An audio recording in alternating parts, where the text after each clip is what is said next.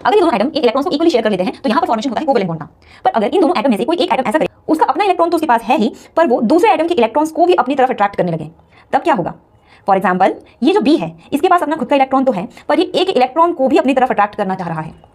इसके कारण होता क्या है, ये जो ए वाला एटम है इस पर पार्शियल पॉजिटिव चार्ज आ जाता है और बी पर पार्शियल नेगेटिव चार्ज आ जाता है। ये जो सिंबल मैंने बनाया है, इस सिंबल को हम बोलते हैं डेल्टा, और इसका मतलब होता है पार्शियल चार्ज, बहुत ही कम चार्ज। इसका जो चार्ज होता है वो इलेक्ट्रॉन के चार्ज से भी बहुत कम होता है। तो जब किसी भी एटम पर बहुत ही कम चार्ज आता है तो उसे हम पार्शियल पॉजिटिव चार्ज से या पार्शियल नेगेटिव चार्ज से डिनोट करते हैं।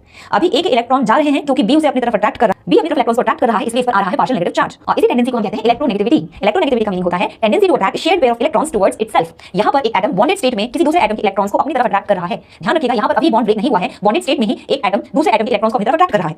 तो एक एटम ऐसा है जिसकी इलेक्ट्रॉन को अट्रैक्ट करने की टेंडेंसी ज्यादा है as compare to the other atom, और ये टेंडेंसी कहलाती है इलेक्ट्रोनेगेटिविटी। सो इलेक्ट्रोनेगेटिविटी क्या होगा? Tendency to attract shared pair of electrons towards itself in a covalent bond.